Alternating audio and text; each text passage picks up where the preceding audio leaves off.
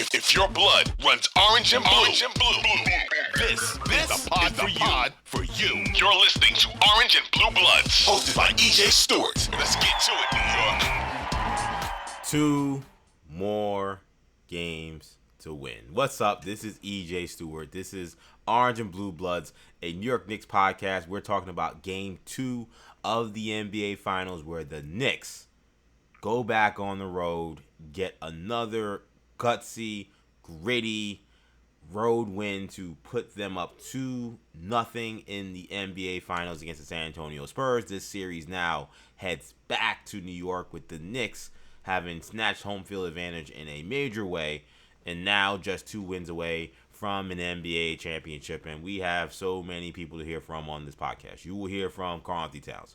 You will hear from Victor Wembanyama. You will hear from Coach Mike Brown. And you will hear from Jalen Brunson as well. So we got to hear from the guys, because this was another barn burner, another game that's going to go down as a classic, I think, when you talk about NBA Finals games, and one that ends in infamy, I think, for the San Antonio Spurs. I think we're going to be seeing that highlight, especially if the Knicks close this out and they win this series. That highlight, or low light rather, definitely a highlight for Knicks fans. Victor Wembanyama getting that ball and throwing it to Stephon Castle, who was not looking, and Jalen Brunson being right there to get the steal, and then he gets fouled to compound the mistake. A brutal mistake in a brutal situation for the Spurs. This was a game that they lost a little bit of a grip of in this fourth quarter. They got down 14 points, and credit to the Spurs. I think a lot of Knicks fans, I don't want to say that the game was over, but I know I was a little surprised, to be honest, that the game became as difficult as it was down the stretch. The Spurs pretty much zipped up the Knicks for about 6 minutes. They went on a 14-0 run, and the Knicks needed 3 free throws from OG Anunoby just to break the streak. And then it was going to be a horse race pretty much, right down to the wire to the end. And that turnover, along with a Jalen Brunson mid-range jumper, a couple of misses from Wemby, ends up being the difference in this ball game. So we got to talk about a lot of different things. A lot of different unsung heroes also stepped up in this game. A lot of just regular heroes stepped up in this game. Talking about Karl Anthony Towns. So we got a lot to get to, man. This is Orange and Blue Bloods again. New York Knicks podcast, hosted by your boy EJ Stewart. You can find these podcasts wherever you get your podcasts. Just search Orange and Blue Bloods on any streaming platform. And while you're there, if you can, also give this podcast a 5-star review. If you give a written review, that certainly helps. And be sure to subscribe to the channel, Orange and Blue Bloods, and of course, hit the auto download feature. If you want to watch these episodes of Orange and Blue Bloods, you can head over to the New Generation Media YouTube page. That is where all the episodes of Orange and Blue Bloods live. So you want to watch these episodes, see your boy in his Knicks gear. This today I'm wearing a black Knicks workout shirt. And you want to see some interesting, cool graphics. This is the place to watch it. YouTube New Generation Media. So Knicks win. They survive a late rally by the Spurs, 105-104. This was a game where, unlike the last game, they kind of never got Jalen Brunson going in any way. Jalen Brunson struggled a lot in the first quarter of the last game and then played great down the last 3 quarters. This game was a struggle. Another one where it just seemed like shots he typically makes, he wasn't able to make. He was 7 for 25 in this game. Luckily for him, so many of the supporting cast members stood up, and his co-superstar, all-star on the team, Karl Anthony Towns, showed up in a major way. Karl Anthony Towns was absolutely phenomenal. Defense on Wembanyama continues to be at a high level. He finished this game with 21 points. He had 13 rebounds, 3 for 5 from 3. I thought in the first half, when the Knicks were teetering a little bit offensively, he hit some threes and made some baskets that kept the Knicks afloat and allowed them to eventually go on a little run and actually end up taking the lead going into the first to the halftime. He was absolutely phenomenal. A tremendous performance of Karl Anthony Towns. I would put it up there as one of his best Knicks performances of his career. And he, considering the stage, you could argue he's one of the best performances of his career. Period.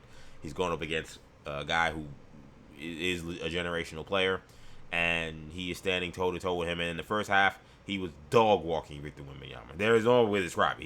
He was a dominating Victor Wembanyama on both sides of the floor. Victor is a great player, and Victor came to play in the second half. What I will say, and I'll just get this out the way early because I don't want to focus too much time on it, I felt like the refs also kept the Spurs in this game. This felt very much like your old school, hey, for the sake of the TV ratings, for the sake of getting a long series, we need to make sure the Spurs find a way to win this game. I'm not going to tell you that's what's happening, but we've heard the stories about NBA games we refereed, because this game's refereeing was atrocious. One of the worst technical fouls I've ever seen in an NBA Finals stage happened today with Mitchell Robinson when he gets tangled with Victor Wembanyama on a dead ball as they're getting ready to inbound the ball.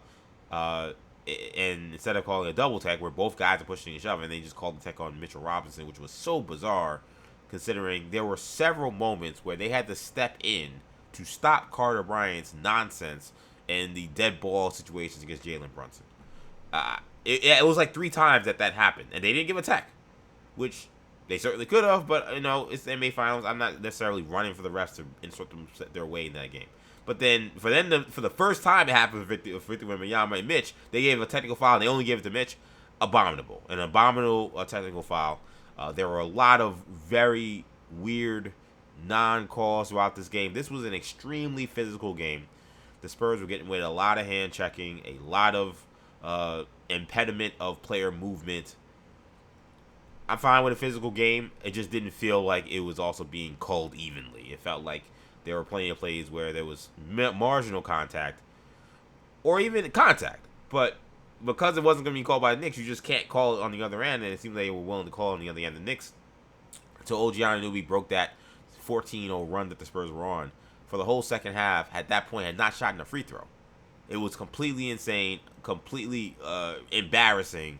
And the fact that the Knicks overcame such a terribly officiated game, once again, just speaks to the makeup of this team and how they're playing right now. This is 13 wins in a row, extending this NBA record, and you really are starting to wonder if the Knicks are ever going to lose a game the rest of the season. That is now definitely in play, considering the series now heads over to New York, with the Knicks with a 2-0 lead, and San Antonio in a world of hurt. But let's talk about Karl Anthony Towns. He had a very emotional post-game interview with Lisa Salters. This is from ABC, ESPN. The Knicks were basically down to a final possession after Jalen Brunson, again, talking about this night that was off for him. When he has an opportunity to not put the game away, but at least give the Knicks a 2-point lead at the free throw line, he only goes 1 for 2. Just the kind of night Jalen Brunson was having. So the Knicks needed one possession, they needed one stop, knew where the ball was going. Karl Anthony Towns is asked, who was he talking to? I think in these moments we kind of know who he's talking to. Karl, we could see you looking up to the sky. I think I know who you were talking to, but what were you saying to Mom? I needed it to stop. It's amazing as you go through life. If you lose a parent, anyone's listening, you just look for signs. And I'll take any sign I could get, and I prayed to her strong before that possession. A great player, got a great shot. It just didn't go in, and it's great defense. Shout out to Mitch, shout out to our team. But, I take it as a sign. My mom was here with me, so I appreciate her so much. Very touching answer. Obviously, of course, Karl Anthony Towns lost his mom due to COVID very early in the COVID pandemic, and it's been a large part of his story as a professional athlete. So much love to Karl Anthony Towns and the Towns family, and very candid with how he's approaching these finals and how he approached that last possession. And I'm glad he gave the shout out to Mitchell Robinson there as well, because Mitchell Robinson's defense there was exactly what you would want. The Knicks were in the penalty. The refs were being very weird. I was extremely nervous and worried about the Knicks committing a foul on Wemby on a drive or even on a jump shot, and the refs being willing to call a foul. He just played them straight up. He just tried to contest the best way he could. It's 7'5". There's only so much you can do, even at Mitchell Robinson's 7'1" frame. Still only so much he can do. And you see if he can make that shot. Let's see if he really is like that. And Wemby, shot goes long. It was straight on line, so I was like, oh, this looks like it might be going down. But it was long. Knicks didn't really secure the rebound, but there was not enough time for Vassell to get a shot up off the offensive rebound. So the game was over, and Knicks ended up securing this. Karl Anthony Towns after the game also was asked kind of how the Knicks found a way to finish this game, and he said they did it by finally getting a stop. We got to get a stop. We got to get a stop. We haven't got a stop all quarter. We put ourselves in a great position. The reason we won this game is because we gave ourselves a lead. We played hard. We got ourselves a lead. It's something we've done so well in this playoffs. We've gotten leads and we've held the lead. today, the Spurs fought. They got themselves back into the game, put themselves with a chance to win. And the grit, the resiliency, New York City showed up, the fans showed up, the energy showed up, and we found a way to get it done. Yeah, a lot of things in that answer. The last thing I want to touch on real quickly before I get to the earlier stuff, there were a ton of Knicks fans there. And there were plenty of moments where I was hearing the "Go Spurs, go" chant that they were trying to rile up, and then after that hearing very loud "Let's go Knicks" chants. I mean, there were a ton of Knicks fans in there.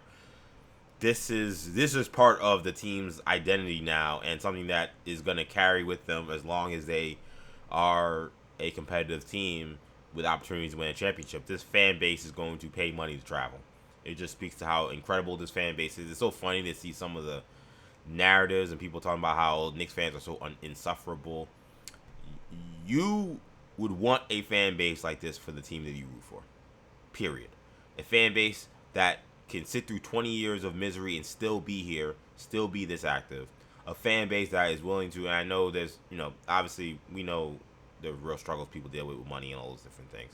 But a fan base that is willing to fork over exorbitant amounts of money to show up at the Garden in the way they do, or to travel other places to make their presence felt in large numbers. Whether you're a baseball fan, football fan, basketball fan, if you're sitting there on your ass talking about Knicks fans are insufferable, shut the hell up. You wish you had a fan base like Knicks fans, because this is a fan base that impacts games. They actually help the team win, because when you go on the road and you look out in the crowd and it's not the hostile environment you would expect in an NBA Finals game because there are so many Knicks fans, that A, is a boost for your team, and B, it's deflating for the opponent.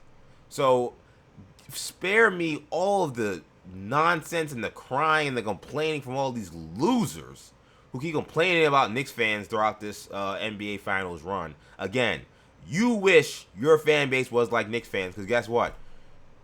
You probably be celebrating the ring. That's where this team is at, and that's how close things are right now. You wish that you were Knicks fans.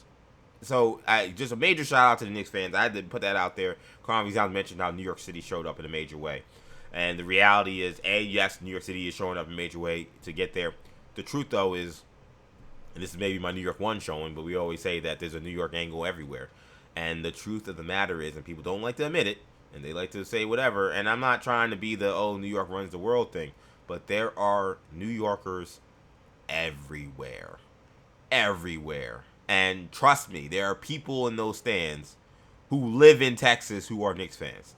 There are people who may live in Oklahoma or Louisiana or I'm trying to think of a place, maybe in Arizona. There are people who are living in these pockets who are like, oh, San Antonio is only a 6-hour drive, or I have a short flight to get there, or they may live in San Antonio. New Yorkers are everywhere, and they are making their presence felt.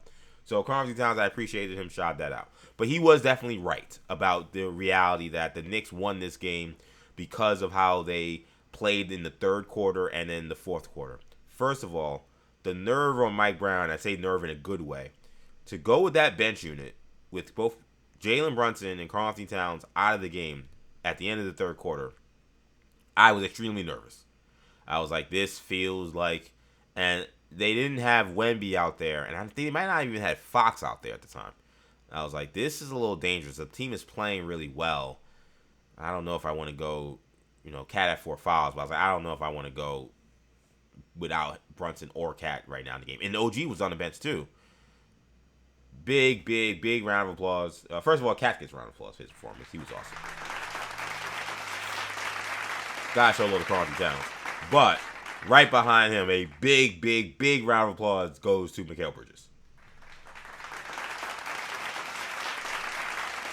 I mean, the way Mikal Bridges stabilized that bench unit and ran the team as the offensive hub during that stretch, it's a part of his game that just hasn't quite, it's the only part of his game, even, well, for, of course, his Knicks career, but even during this, little stretch that he's been red hot, still, we haven't really seen him used as the primary ball handler, primary offensive hub, and Again, I've complained about I don't think he handles well enough and all those different things. And there was a couple times where they got into his handle and they forced him. He had a really bad turnover in the fourth quarter. But we're not talking about the bad right now. We're on the good for Mikal Bridges. Mikal Bridges was awesome in this game.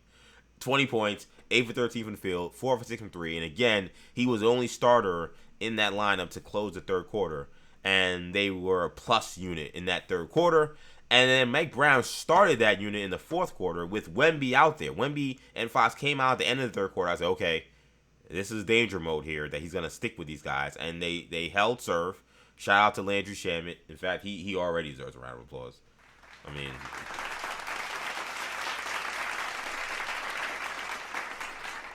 shout out to my good friends, Martin Torres, James Holly, Billy Torres. I was in a FaceTime with them after the game. We're all Knicks fans, of course. These are my best friends of life. And I told them, I was like, I don't even feel comfortable calling these Landry Shamet games anymore. I just think this is how he plays now. This is just who he is. He's going to come in. He's going to play tenacious defense. He's going to hit a lot of wide open threes. And he's going to play with extreme effort. And it is no longer for me like, oh, this is a bonus. It's now become the expectation for him that he's going to play at a high level. He's going to have the nerve to hit big shots. But between Shamet and Bridges, keeping that unit afloat during that what had to have been like a 5 or 6 minute stretch that allowed Brunson and Cat to get considerable rest was huge. Because then that first starting lineup then came into the game and they ballooned the lead to 14 points. OG got involved, Cat got involved, everybody got involved, and all of a sudden now it's a 14-point lead. And I'll be honest, I started to think, okay, this feels like the game not out of reach, but it felt like the Knicks were in control. You got to give credit to the Spurs. Karl Anthony Towns is right. Like, the Knicks have gotten teams in that kind of positioning. And as I've said, I've called them the Mortal Kombat Knicks. And it's been fatality time at that stretch. Spurs are cut from a different cloth than those teams in the Eastern Conference very clearly. Because they came back. Wemby had a very inspirational, it had to have been, I assume. He was very animated for sure. So I assume for them it was a very inspirational speech in the huddle. And they showed him just going crazy in the huddle on his guys that they're down 14 points. And pretty much right from there, they just completely were a different team. They picked up the defensive energy. It was very similar to how they started the first quarter when their defensive energy was at a super, super high level. They totally didn't have those legs in the second and third quarter and to start the fourth quarter. But then they picked it back up soon after that, and their defense was unreal in that stretch. Knicks offense, I thought the process was weird. I didn't think they got into a lot of good sets. They were taking forever to get into their offense. They were operating with 6-7 seconds left in the shot clock routinely. It was gotta give them credit, right? This is the NBA Finals, and that's what I want to get to when I talk about Wemby in a second. But you gotta give them credit. It's the NBA Finals. They're not gonna quit. And Karl Anthony Towns said this is a team that did not quit. We've been good at keeping our foot on our throat on other teams. We couldn't do it with these guys. They're a damn good team, and they got resilience. They got heart, and they fought. And they almost had an opportunity to win. But that's what goes back to what I was saying before that I wanted to harp on, was the notion of the game and the magnitude of it. This is why when I talked about this on Orange and Blue, not on Orange and Blue, on 40 Days and Counting, posted on social media, and it's been a clip that's gotten a ton of traction, that I did not like the Spurs' disposition coming into this game. Like, you heard the quotes from Wemby. All we gotta do is just play normal. I have absolutely nothing to worry about. I have no concerns whatsoever about these games in this series after game one. I just felt those comments came across extremely dismissive and naive. This is the NBA Finals. Every possession matters. Every game matters. And the idea that you can go out there and play quote-unquote normal and win was just very naive. And what I saw from Victor Wembanyama for 2 quarters for sure was someone that was playing very regular. Someone who looked very ordinary. Someone who looked very normal. That's what I saw. Not imposing his will defensively. Not imposing his will on the glass. Not trying to find his shot. He looked like a guy that was like, I have nothing to worry about. I can just come out here and kind of run up and down the court and be fine. That's what he looked like. That's what he looked like. And as Charles Barkley said, and as everyone who was watching was saying, he was getting his ass kicked. Completely getting his ass kicked. And that was why I hated that disposition from him coming into this game. I'm a Knicks fan, so I was like, all right, that's what he's thinking. He's in for a rude awakening because I've watched basketball long enough to know what the NBA Finals are about. And he came out way too casual, way too cool, and all of a sudden you're down. And all of a sudden the guy you're guarding is destroying you. And it's like, hello, it's the NBA Finals, man. Like, the amount of intensity and the amount of assertiveness you're going to need to lift your team in this moment, you got to expect that to be exorbitant. And guess what? Like, he's a stud. When he did, he was tough to stop. He had a great second half. So that was, and I had, a lot of Knicks fans agreed, obviously, but a lot of Spurs fans giving me a lot of crap today about, well, you don't understand, this is his mentality, and this is just how they approach it, and they're young, and they're different. I'm like, okay. I would love to ask any Spurs fan how they thought Victor Wembanyama's regular ass and normal play looked in the first half. Were they cool with that? Did they enjoy that experience? Did they enjoy that Victor Wembanyama, I have no worries, all I have to do is play normal performance in the first half? I can't imagine any Spurs fan was at all pleased with how he played in the first half. Now, the guy in the second half, who was assertive, who was aggressive, getting in teammates' faces, yeah, man, it's the NBA Finals. This is the guy you're going to need to beat every single game, every single quarter. This is what it requires, which is all I was trying to say. And lo and behold, the fact that he came out so passive probably cost them this game.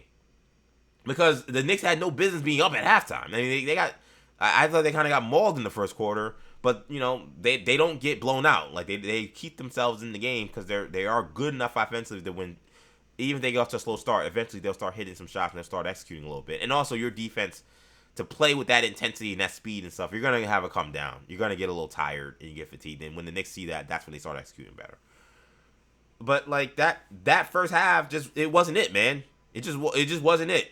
And it was kind of an embarrassing performance in the first half.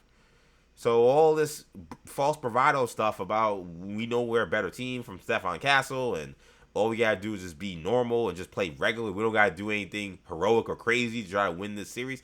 It's nonsense. It was a nonsensical approach.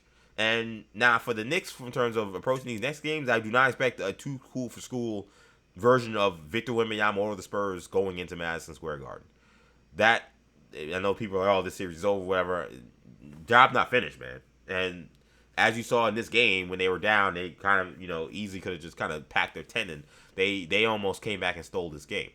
So I'm not expecting the Knicks to just dog walk them at Madison Square Garden at all. I also, as I always say, I always have this weird feeling about the Knicks playing big games at home in the playoffs. The president's going to be there, so now that's a whole nother distraction that comes with a lot of this moment that the Knicks are walking towards. So this is not going to be easy at all. They're going to come with their A game. But that overconfidence and that dismissiveness of the magnitude of the stage and the magnitude of the challenge of facing the Knicks in the NBA Finals, it cost the San Antonio Spurs game 2. If you don't think it did, you are living in a fantasy world. Because that Victor Wembanyama that started this game was unacceptable for the Spurs. Unacceptable. And again, he ends up with a great stat line. The final stat line, 29 points, 11 for 21, 9 rebounds, 4 blocks, 2 steals. He's very disruptive with his hands. And the stat line looks great. And it was great. But it really is a second half stat line. Like that, he was a non-factor in the first half. 4 turnovers. A lot of those turnovers are also in the first half, but we got to talk about the big one, which was the play at the end of the game. So Jalen Brunson misses a shot. They grab a rebound. And for the life of me, I just don't know why Mitch Johnson does this. But there's the second time now where I felt like he cost. The first time, it's hard to say they cost the team they were down. But this one, it feels like he cost his team. I don't for the life of me know why he doesn't call timeouts after they grab rebounds late in the game. It does not make sense to me. Like, this is a young team. Yes, they have great athletes. Yes, they have guys who are good in open floor. But they are young. They're inexperienced.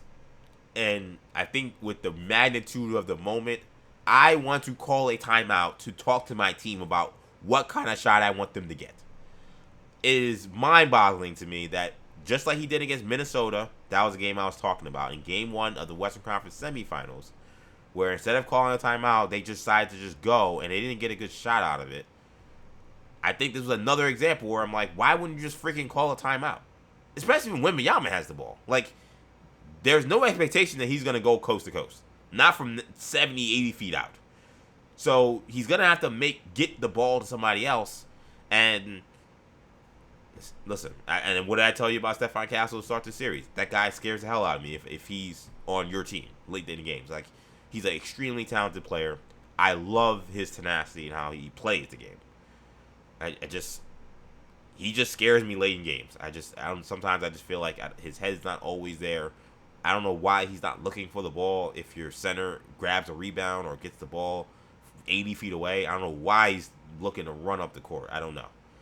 Victor taking those dribbles probably confused him because he's thinking, well, okay, we can't advance the ball to call a timeout. So I guess Victor is taking this live. But I think as a guard, you should have been looking to get the ball from Victor at that point in time. But a miscommunication. Victor doesn't have the ball, give him the ball yet, so then he looks and runs up the court. Victor then not throwing the ball to a guy who's not looking. Cardinal sin of basketball. You make sure you throw to the guy looking at you when you're throwing the ball.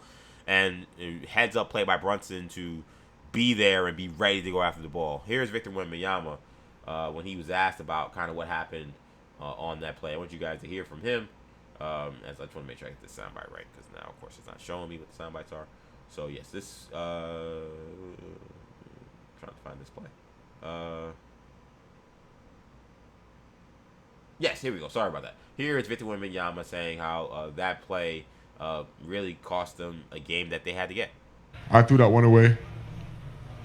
I messed up. We didn't play great as a team. We needed to win that game.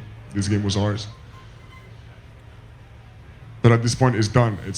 Yes, am I going to regret it? Yes, of course. Am I going to use that to fuel me and to fuel us next game? Absolutely. Very different tone from, I have absolutely nothing to worry about whatsoever, and all I have to do is play normal. Extremely different tone, extremely different attitude. And that play, to me, is also like indicative of like what I've been talking about this entire time, previewing this series and talking about Game 1 and everything after it. Like, pressure busts pipes, man. And those little moments, those little plays, the execution has to be pristine. And I thought on that end, the coach, I can't say he was asleep. I think he chooses to do this. I just think it's a bad choice with that team. And the two of their stars, obviously the supernova star and one of their other stars, former rookie of the year, and Stephon Castle. And in a key play, they are miscommunication. They literally just threw the ball right to the Knicks. It's a play that if the Knicks end up winning this series, we will look at in the lexicon of gaffes in big sports games. This is gonna be up there. It was so ironic that during the halftime of this game, like Kenny Smith, kind of odd. It wasn't odd only in the sense that like they were talking about the context of like the '95 NBA Finals, a finals that, by the way, I have referenced as a reference point for what I thought could happen in this series. And lo and behold, Knicks up 2-0 after winning 2 games on the road. But they used it as a nexus point to bring up Nick Anderson. And it's kind of funny that somebody was like, Nick Anderson's probably sitting at home or just like minding his own business, being like, why are me missing free throws being brought up now, man? Like, but in a conversation about, basically why like Wembanyama is not living up to the moment, and Charles Barkley basically said they're too young. And he's like, Shaq, I remember when you guys lost in '95 and you got swept. Like, it's just hard to like live up to this moment when you're this young. And they're going fighting back and forth. And Shaq said, listen, you can't say I played like Wemby. I was being aggressive. This is at halftime. And Kenny Smith says, listen, like, you were great. But all I will say, though, is I felt like in that series, while maybe it wasn't you who froze or anything, I felt like Nick Anderson did. And I felt like Nick Anderson, when he missed those free throws, he was a guy that we were very concerned about going into that series because he was playing so well. And then when he missed those free throws, he became somebody we no longer had to be worried about. And it felt weird because, like, I mean, Victor Wembanyama this is no disrespect to Nick Anderson. Is 100 times better than Nick Anderson. Like, and Nick Anderson was a good player. Like that's the reality of how great Victor Wembanyama is. But like he's light years better than Nick Anderson.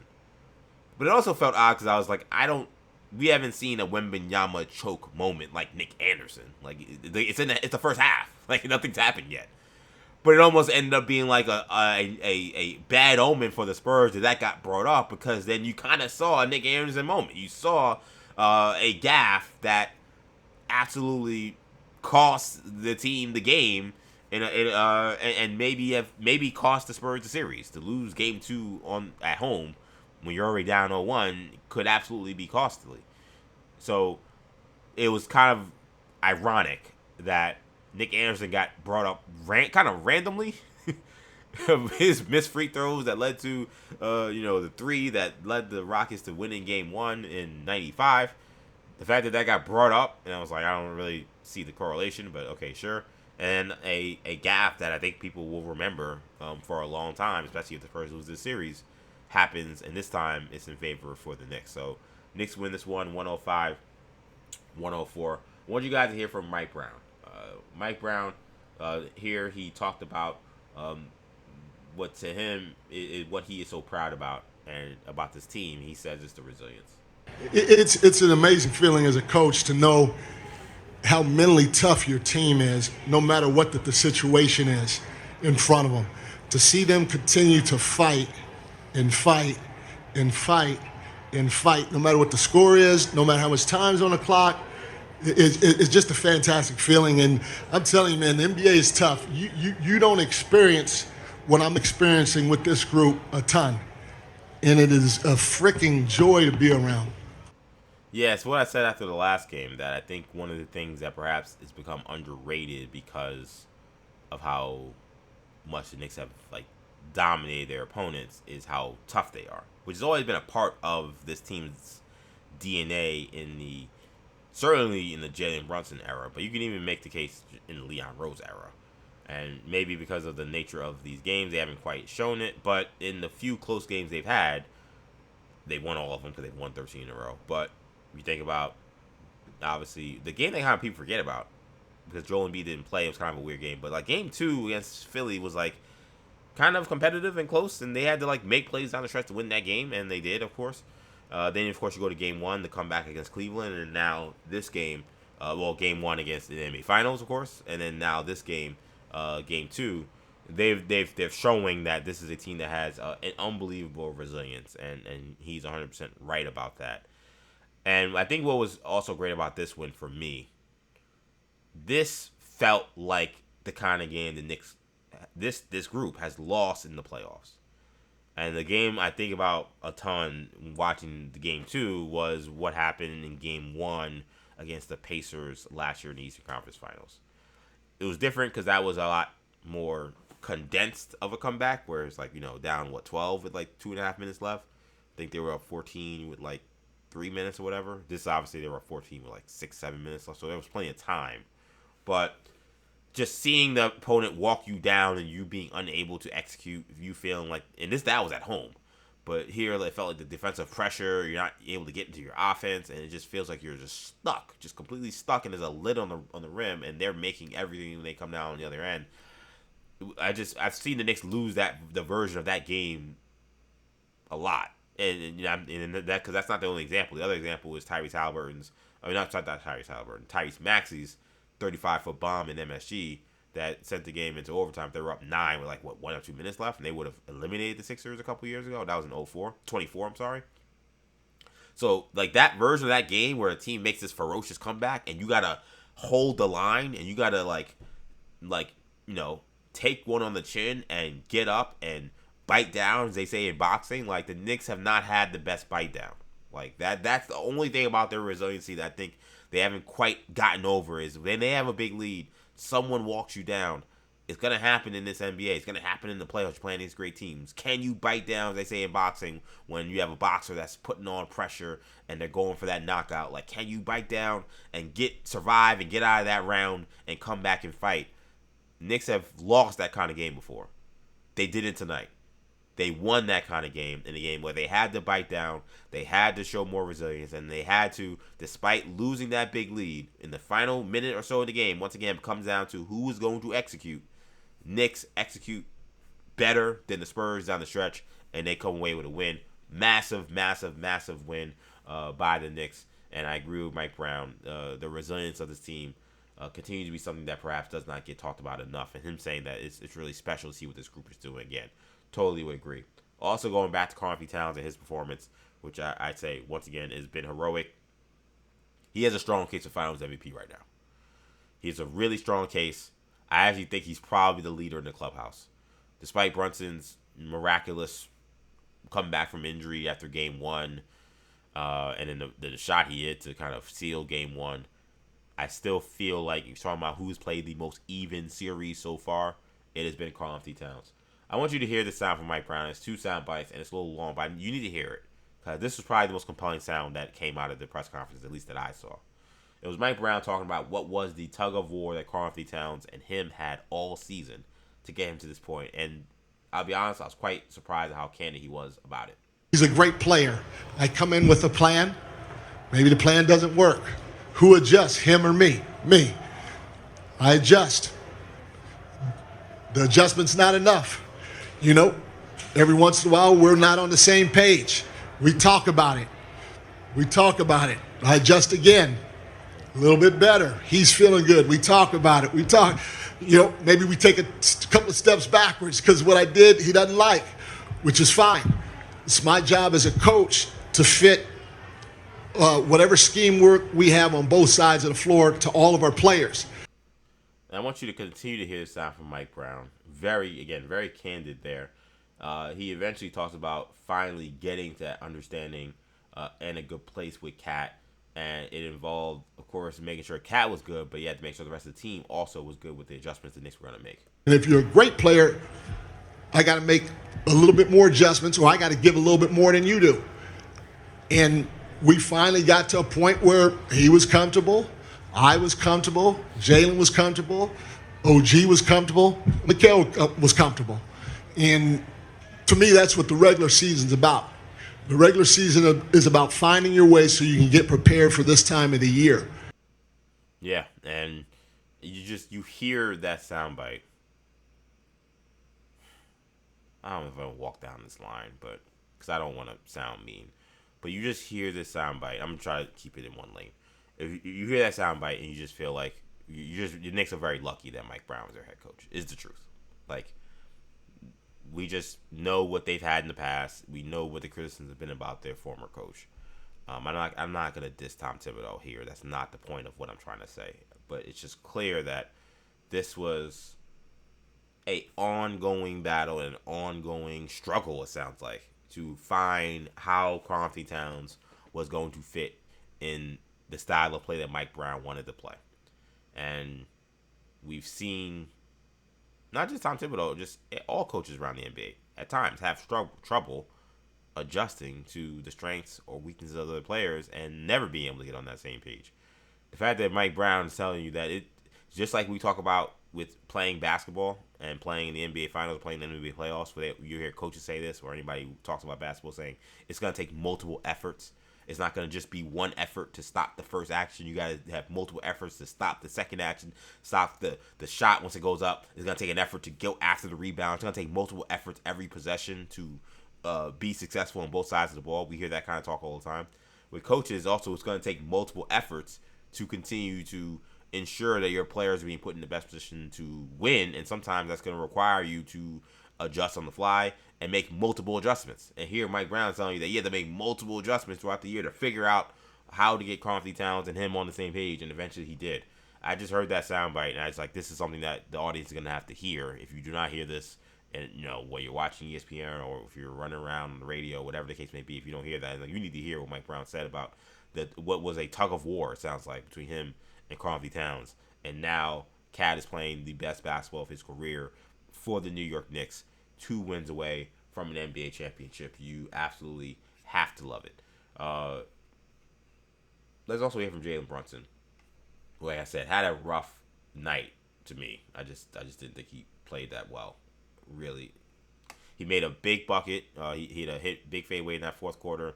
I think I had to play by play. I can figure out. I don't remember if it gave him the lead or tied the game, but it was a huge bucket. They absolutely need to get a bucket. Of course, Jalen Brunson inside 1 minute, he gets to his spot and he makes a shot after he could not make anything for so much of this game. It was like was there ever a doubt that like he wasn't gonna make his presence felt at some point with a big basket, and he did. So that was obviously huge, but he did not have a great night. And here was Jalen Brunson. Yeah, that was a bucket that tied the game. They were down 2 when Brunson hit that fadeaway with 39 seconds left. Huge shot. But it was a rough night. Here was Jalen talking about essentially the confidence he has that his team will be able to lift him when he has nights like this. We got to do a good job of staying composed in those situations. It's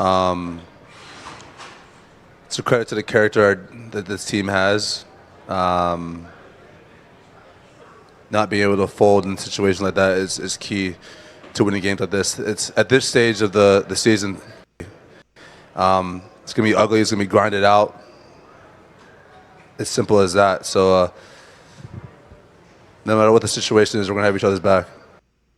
Yeah, I mean, and that actually was him talking about having the composure to withstand that Spurs comeback, which is kind of what I was talking about earlier, that's been the one kind of game that the Knicks in the playoffs have lost, and it's been in heartbreaking fashion.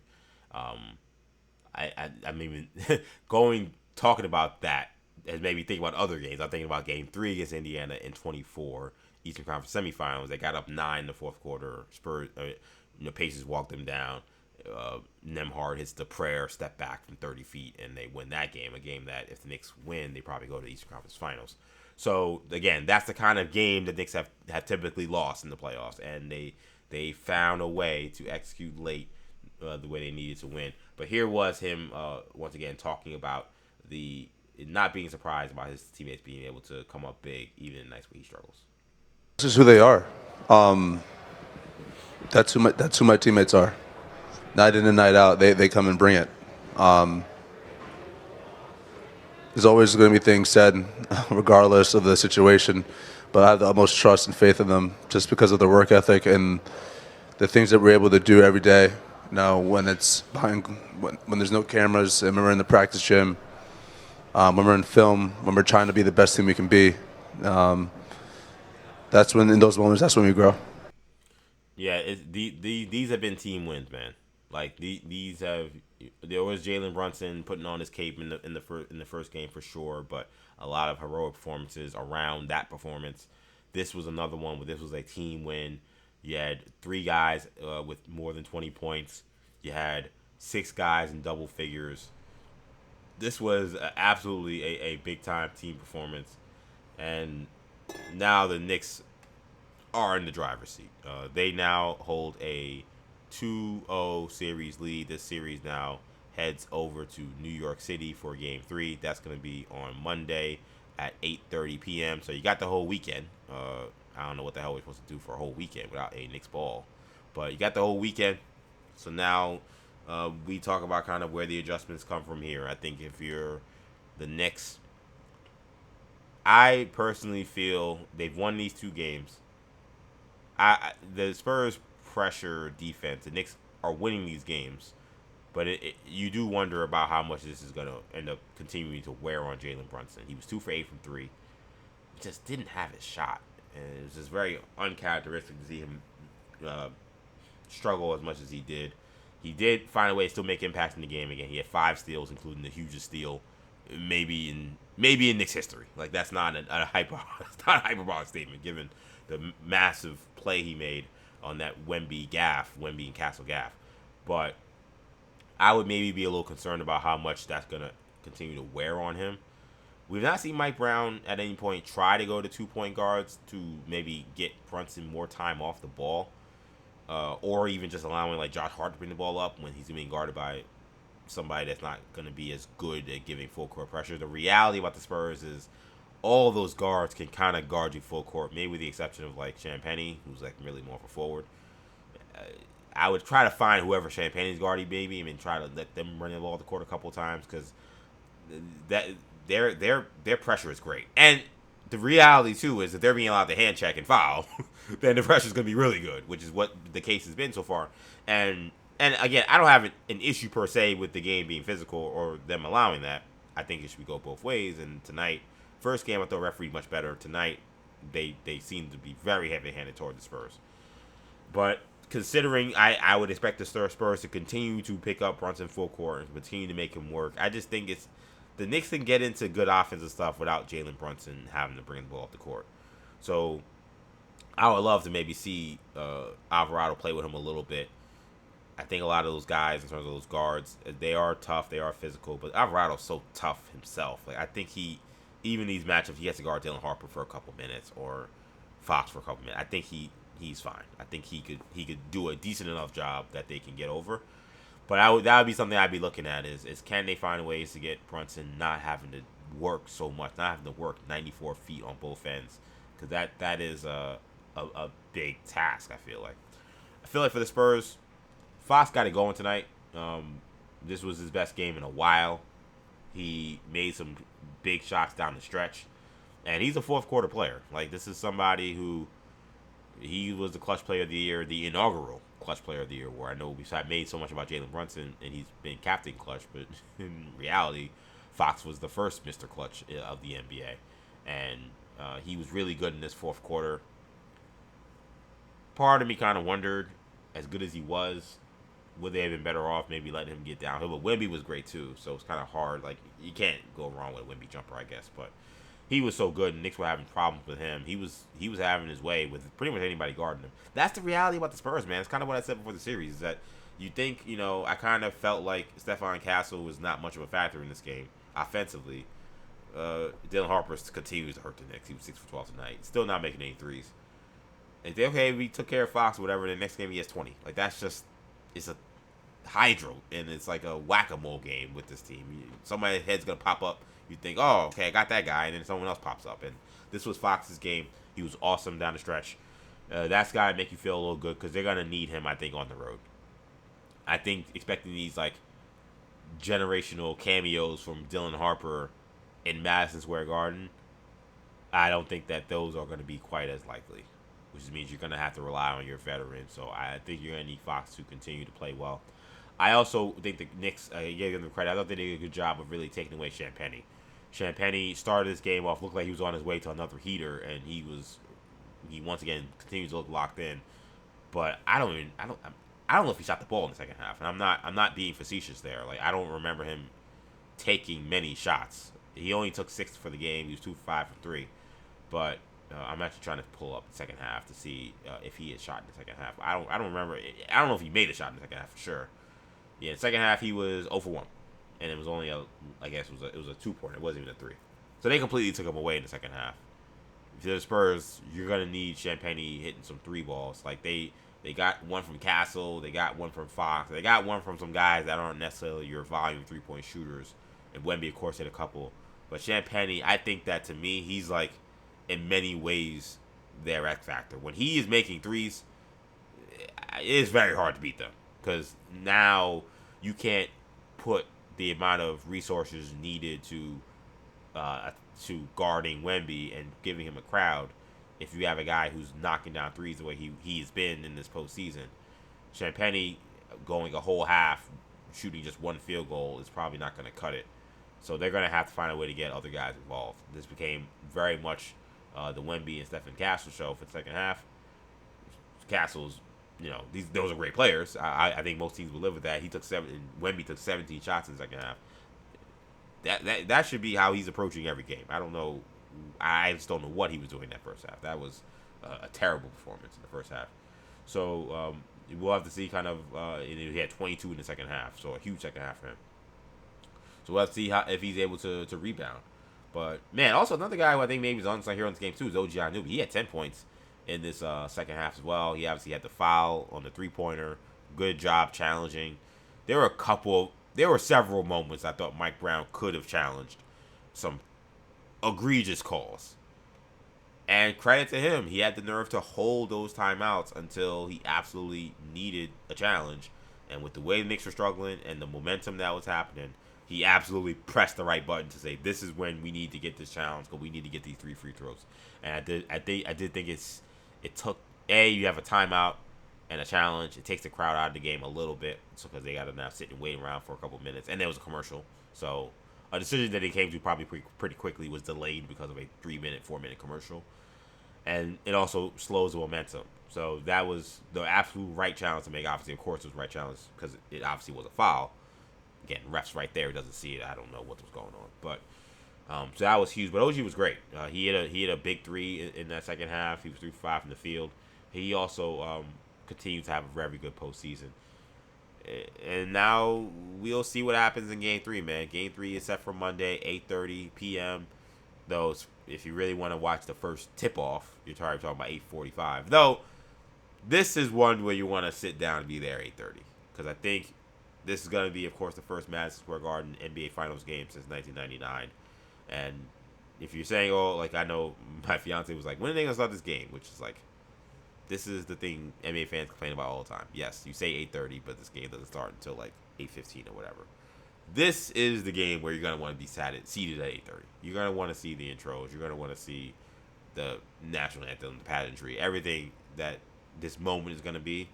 This is the one where, yes, you want to be there at 8:30. So 8:30 will be the time the game starts. Tip-off probably be 10 to 15 minutes after that.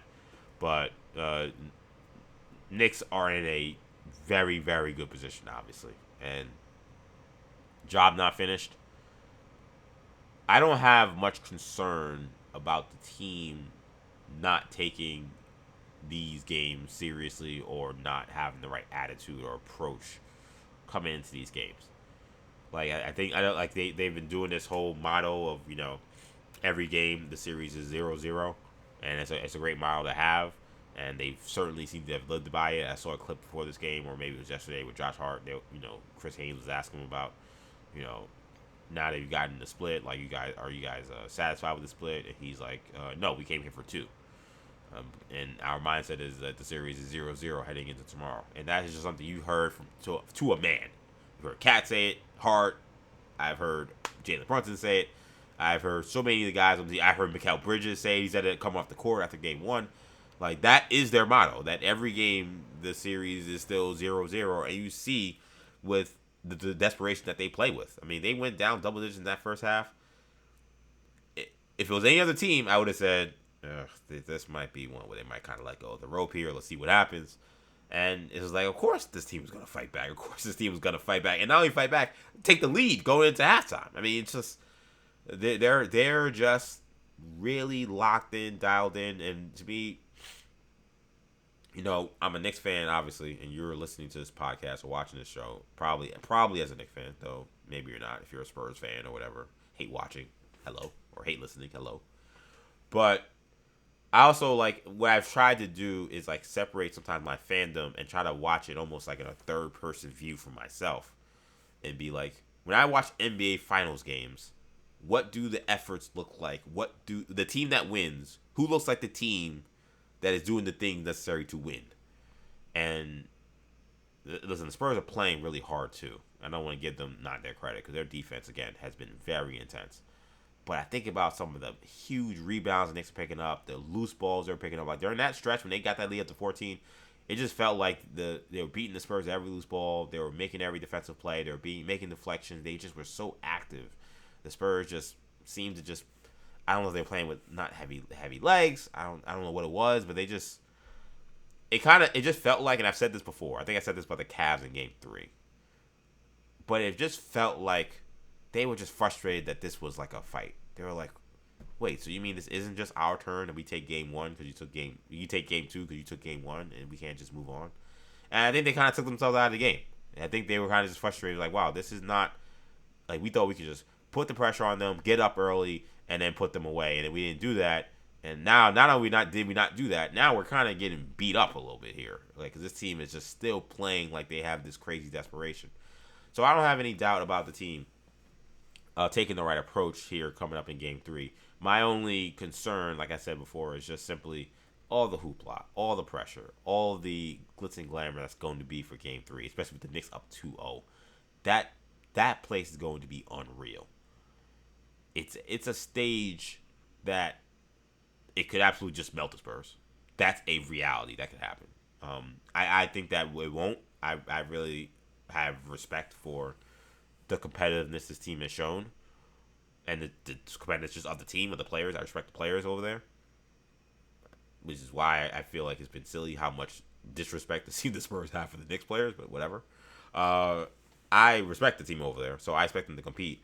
But the truth of the matter is, again, this is not just like this isn't even just a normal NBA Finals game. This is like a generational moment to have the NBA Finals back at Madison Square Garden, Knicks up 2-0. And you got a lot of 20-year-olds and 22-year-olds and 21-year-olds out there that are going to be asked to step into that arena that is going to be nothing like this San Antonio arena where it's 30% Knicks fans. There's going to be 2% Spurs fans. Like, there's not going to be a Spurs contingent there. Not with them ticket prices. So that is going to be as hostile environment as you can get.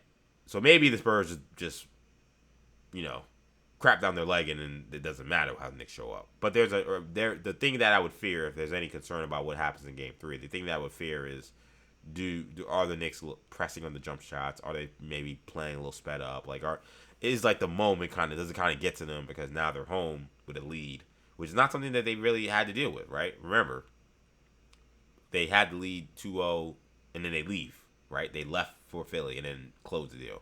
In Cleveland, they had 2-0 lead, and what happened? The mania of the city, all stuff, they left. I think that was great for them to leave, to not be kind of like not to be like bunkered down in all of the hoopla about how well the team is playing. This is the opposite. Like, there's all this insane excitement, and now you're like walking into the belly of the beast of it as a home team. We've seen that Garden crowd and that Garden environment sometimes can be a little bit of a home disadvantage. So that would be one of the things. I hope the guys can keep their nerve, keep their calm, keep their focus, but they're giving you very few reasons to doubt them at this point. Knicks up 2-0. Series now heads to New York for Game 3. As I said, this city is going to look like Arkham City next week. I mean, I can't even. I don't even know how to describe it. Don't let the Knicks game in Game 3. I mean, this city's going to come unglued. That's before they win a championship. Like, they win Game 3. This city's going to come unglued. This is a moment in time, man. And I feel very lucky to be doing this show. I feel very lucky to have Orange and Blue. I feel very lucky to have you, the community that listens to this show. And it's very fortuitous, it feels like, that this has come about in the way it has. But the Knicks are doing the damn thing, man. They're doing their thing. I picked them to win in 6. I saw, I don't know if her real name is, but she's actually one of my favorite follows on X. Claire DeLune, I think her name is, something like that. I kind of don't know if that's her real name or if that's just like a name she goes by on X. But she kind of said it best, and it's kind of how I feel. I was like, this feels conservative. And I warned of that too. I said I hope, I know some Knicks fans are jumping in Knicks in 5, and I went conservative last round, and I've kind of regretted it. Like, I'm kind of regretting it now. Knicks in 6 feels very conservative. I thought that this, and it's funny, my fiance, I was at lunch today, and she was like, "What do you think's gonna happen tonight?"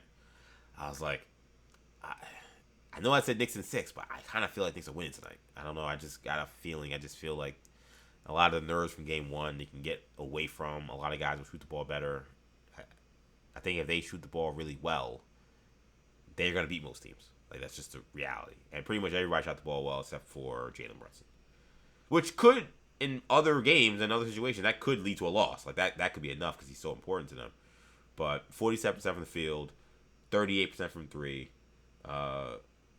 That's going to get it done. Even when you get a Jalen Brunson. Oh, sorry, that was the wrong team. That was the Spurs.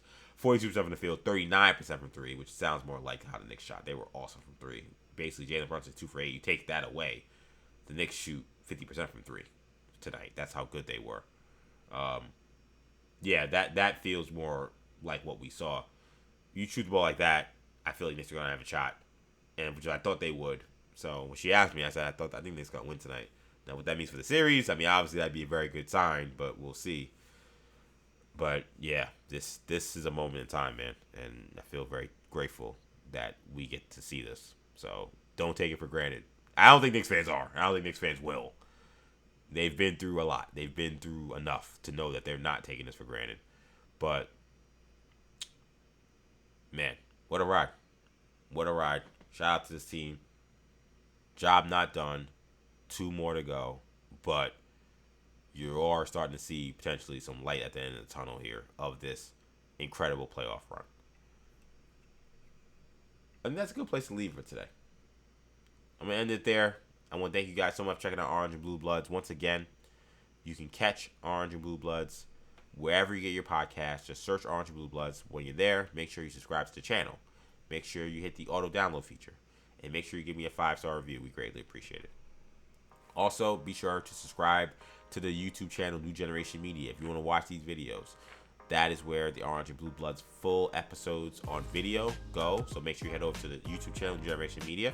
Also, subscribe to the channel because that's where we have plenty of our content up on there. So if you want to see some short clips from Orange and Blue Bloods or all the other shows we do, you want to subscribe to the YouTube channel New Generation Media.